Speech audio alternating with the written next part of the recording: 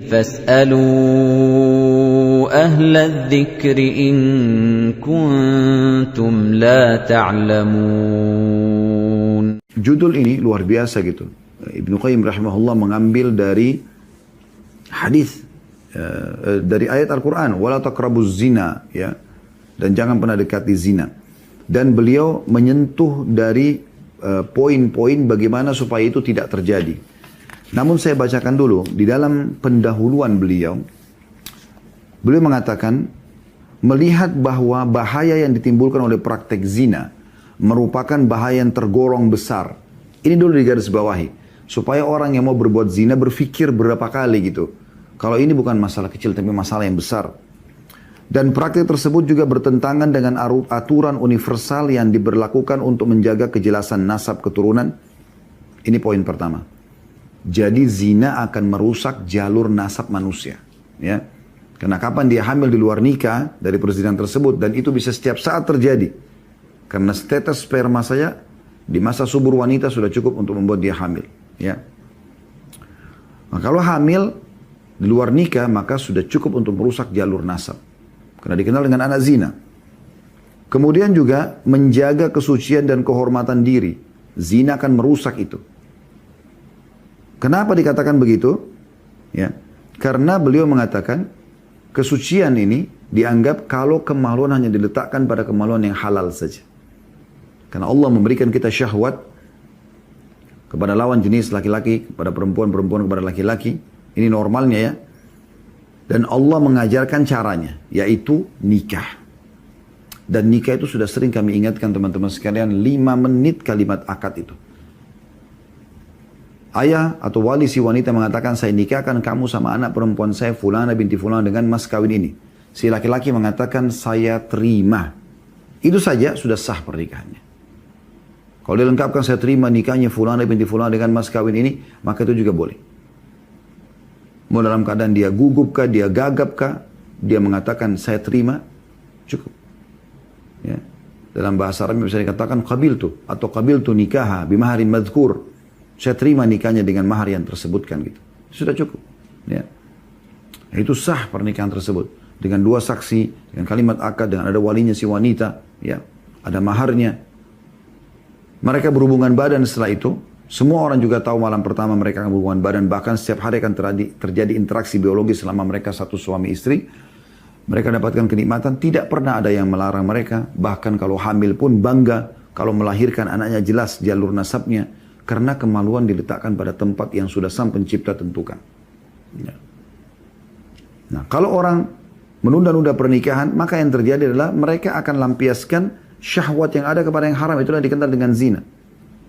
Nikah dimulai dengan kebahagiaan, ketulusan, ya, dan akan berjalan terus dengan ketentraman jiwa pada saat melakukan interaksi biologis, dan sperma akan berkualitas karena ketenangan jiwa ini, dan juga sel telur akan juga berkualitas. Maka keturunan manusia juga akan baik. Sementara kalau zina umumnya ketakutan, yang dilakukan diikuti dengan ketakutan, kekhawatiran, maka terganggu sperma itu yang merupakan bibit manusia, begitu juga sel telur, dan terus juga anak itu tidak akan memiliki jalur nasab yang benar. Kata beliau juga mewaspadai hal-hal yang menimbulkan permusuhan serta perasaan benci di antara manusia disebabkan perusakan terhadap kehormatan istri. Ya.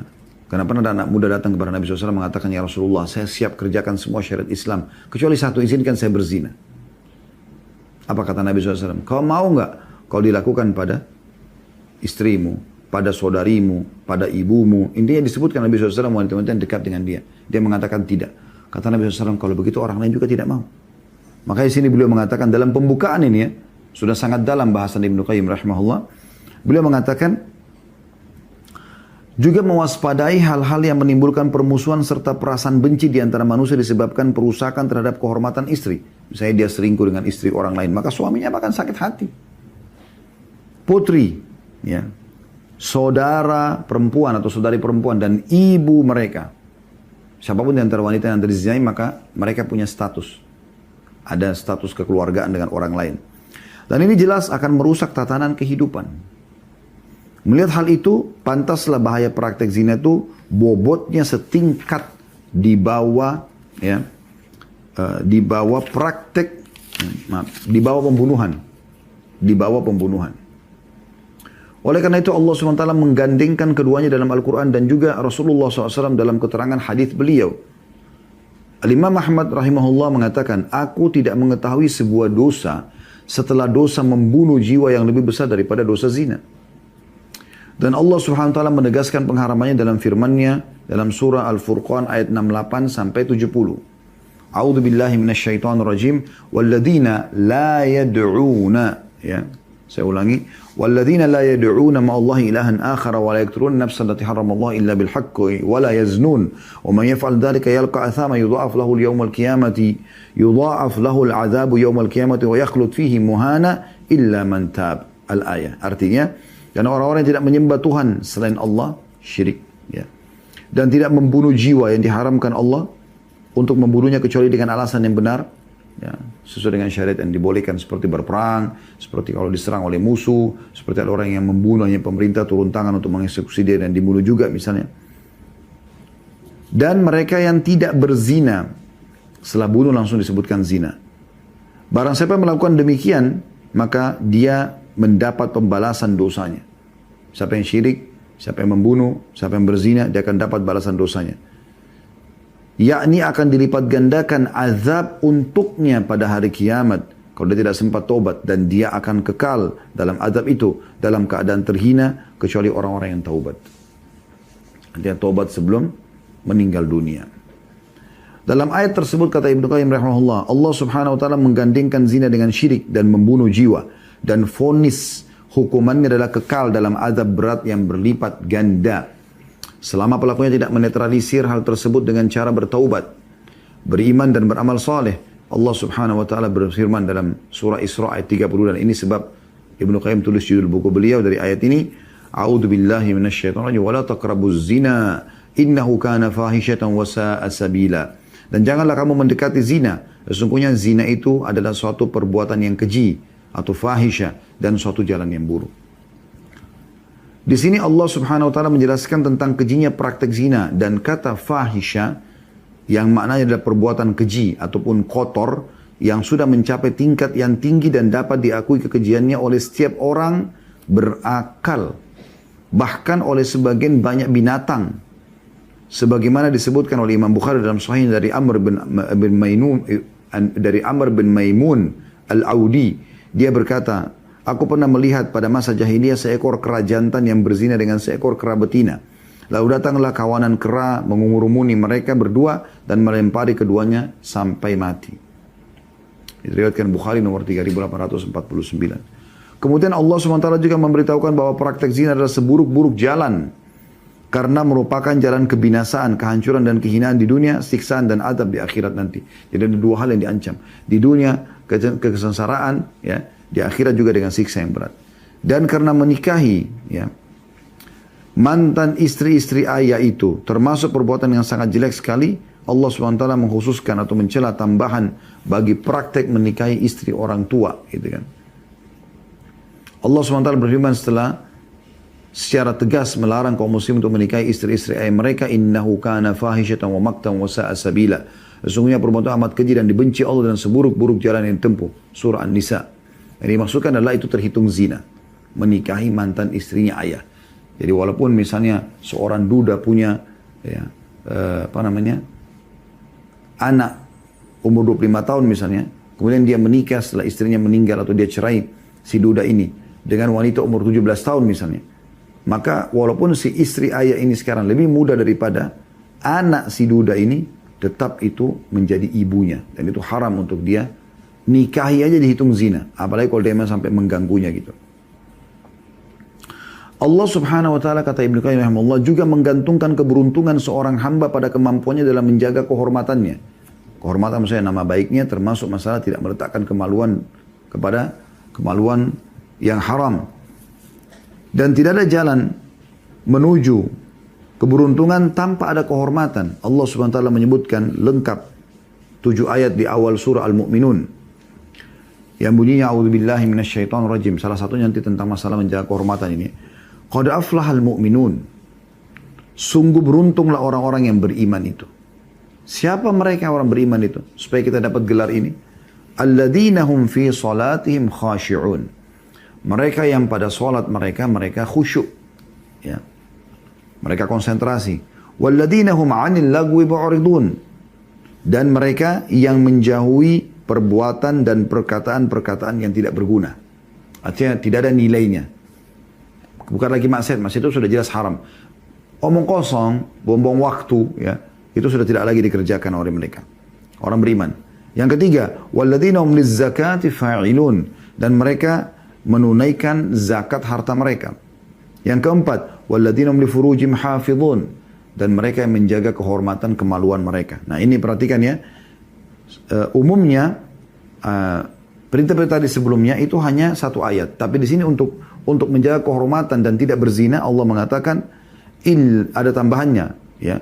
Walladzina hum lifurujihim hafizun, dan mereka yang menjaga kehormatan kemaluan mereka, maksudnya tidak diletakkan kecuali pada yang halal saja, illa ala azwajim aw ma malakat aymanum fa innahum ghairu malumin, kecuali pada istri mereka atau budak yang mereka miliki, maka sungguhnya mereka dalam hal ini tidak tercela. Boleh lampiaskan, tapi pada yang halal. Lalu Allah bilang, faman ibtagha wara'a dzalika fa ulaika humul adun, dan barang siapa mencari yang dibalik itu, maka mereka itulah orang-orang yang melampaui batas. Maksudnya mencari kemaluan yang haram, maka mereka dianggap melampaui batas, ya.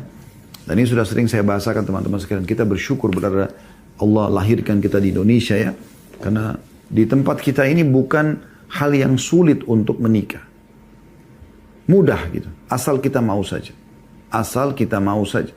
ya. Kita bisa menikah dengan perangkat alat sholat, kita bisa menikah dengan orang-orang yang sepadan dengan kita, dan banyak orang yang tidak mampu yang bisa kita jadikan sebagai pasangan kita. Yang penting intinya mereka beragama, kan gitu. Ya.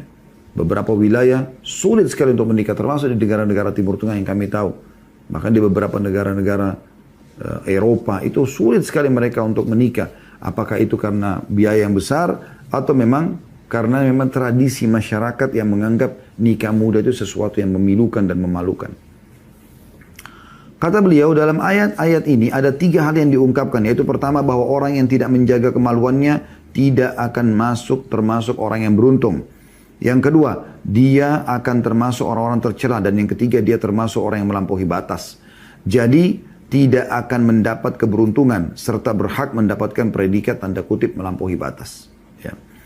Dan jatuh pada tingkatan yang membuatnya tercela. Padahal beratnya beban dalam menahan syahwat itu lebih ringan ketimbang menanggung sebagian akibat yang disebutkan tadi. Selain itu pula, Allah Subhanahu wa taala telah menyindir manusia yang selalu berkeluh kesah, tidak sabar dan tidak mampu mengendalikan diri saat mendapatkan kebahagiaan. Demikian pula kesusahan. Bila mendapat kebahagiaan dia menjadi kikir, tidak mau memberi, dan bila mendapatkan kesusahan dia banyak mengeluh. Begitulah sifat umum manusia.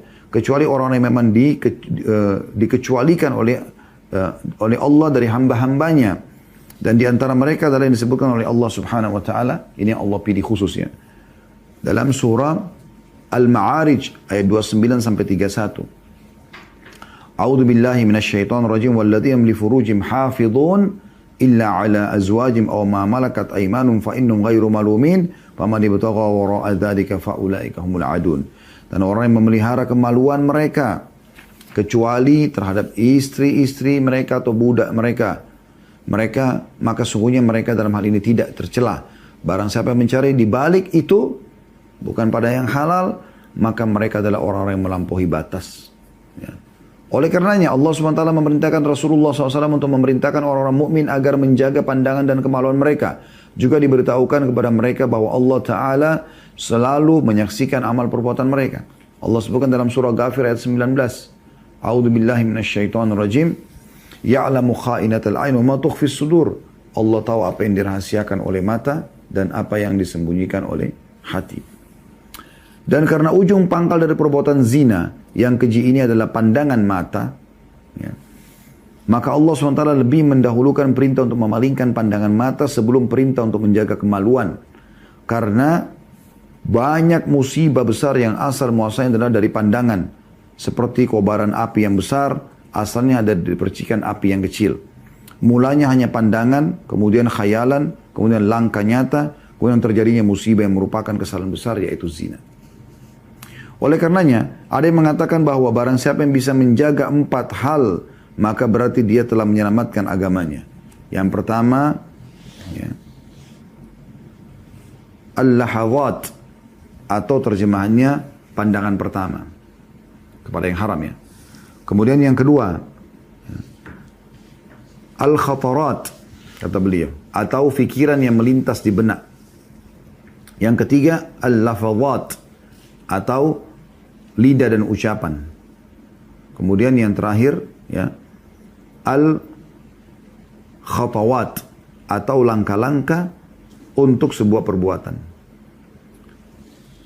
Lalu beliau mengatakan, dan sejognyanya seorang hamba itu bersedia untuk menjadi penjaga diri dari 4 hal tersebut di atas dengan ketat. Sebab dari situlah musuh akan datang menyerang, merasuk ke dalam diri dan merusak segala sesuatu. Bagaimana kita mengontrol 4 hal ini, maka insya Allah kita akan jauh sekali dari pelanggaran agama yang satu ini. Dan semoga Allah SWT selamatkan kita, karena memang syahwat ini sangat bergejolak dan besar. Dan memang pada saat sedang datang kita dianjurkan untuk bersabar supaya jangan sampai terjerumus dalam hal tersebut. Dan bagaimana kita mempercepat pernikahan kita atau pernikahan kita supaya kita mendapatkan tempat pelampiasan yang halal, jadi tidak terjerumus pada yang zina, ya.